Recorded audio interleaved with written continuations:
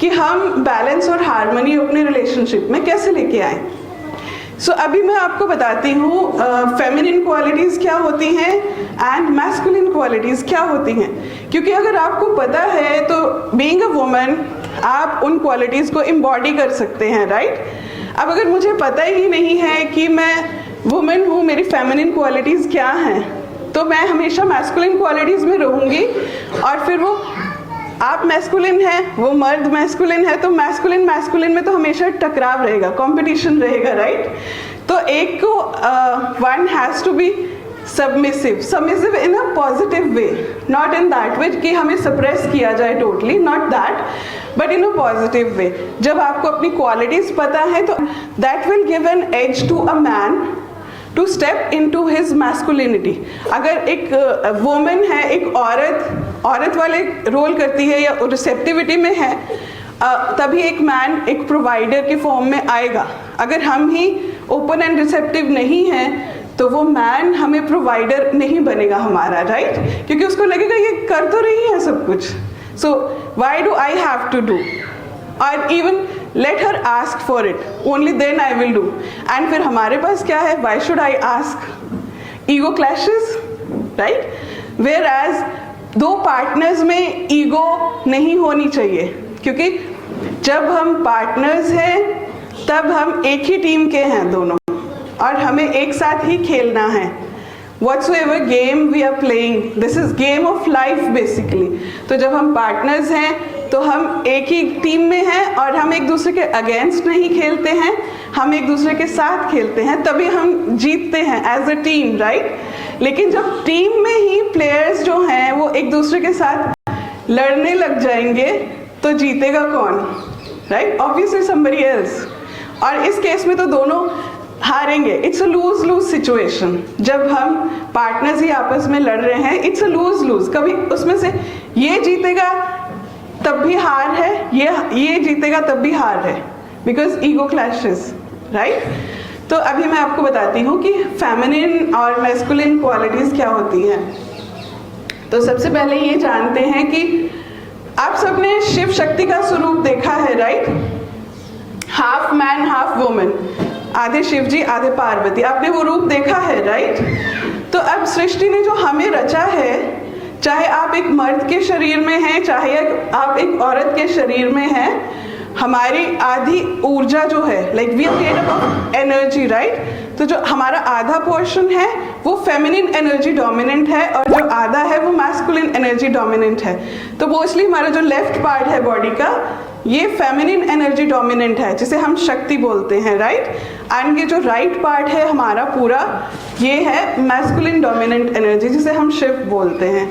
तो अब चाहे हम मर्द की बॉडी में हैं चाहे औरत की बॉडी में हैं, हमें दोनों ही एनर्जीज हैं, mail energy and female energy. लेकिन जब हम फीमेल बॉडी में हैं तब हमारी फेमिनिन एनर्जी डोमिनेंट है, वो हमारे पे ज़्यादा है।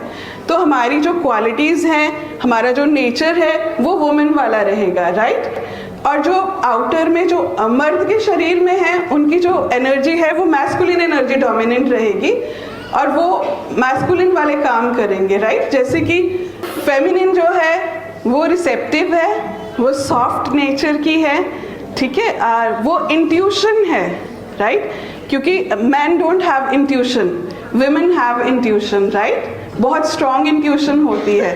तो अगर हम एंशिएंट कल्चर्स में, वॉर्स में भी देखते हैं तो देयर आर ऑलवेज विमेन जो कि अपनी इंट्यूशन पावर से पूरी की पूरी फौज को लीड करती थी, गाइड करती थी, राइट। जब हमने देखा, जब राजा युद्ध के लिए भी जाते थे तो उनकी रानी ही उनको गाइड करती थी इंट्यूशन से।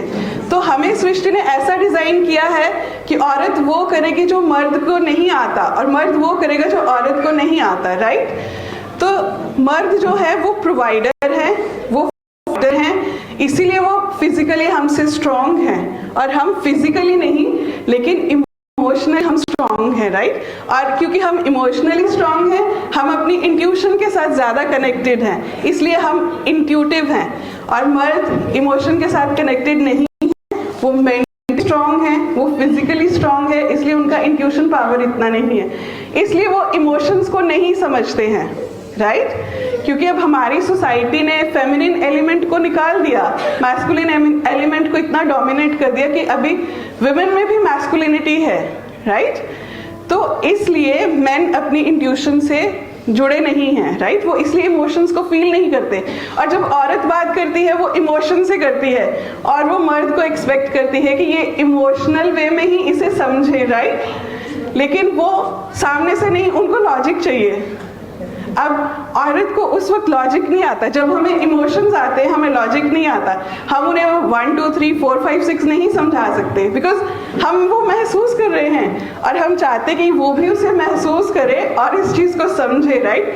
लेकिन अब वो महसूस नहीं कर रहे क्योंकि वो इंट्यूशन से कनेक्टेड नहीं है ना, तो वो कहाँ से समझेंगे? और उनको लॉजिक चाहिए कि तुम्हारा मूड स्विंग क्यों हो रहा है, तुम्हें ऐसा क्यों महसूस हो रहा है, ऐसा तो कुछ भी नहीं है, either give me a valid reason for this और लेट्स कट इट आउट। बस यहीं पे सारा काम खराब हो जाता है, right? So it is our duty to make them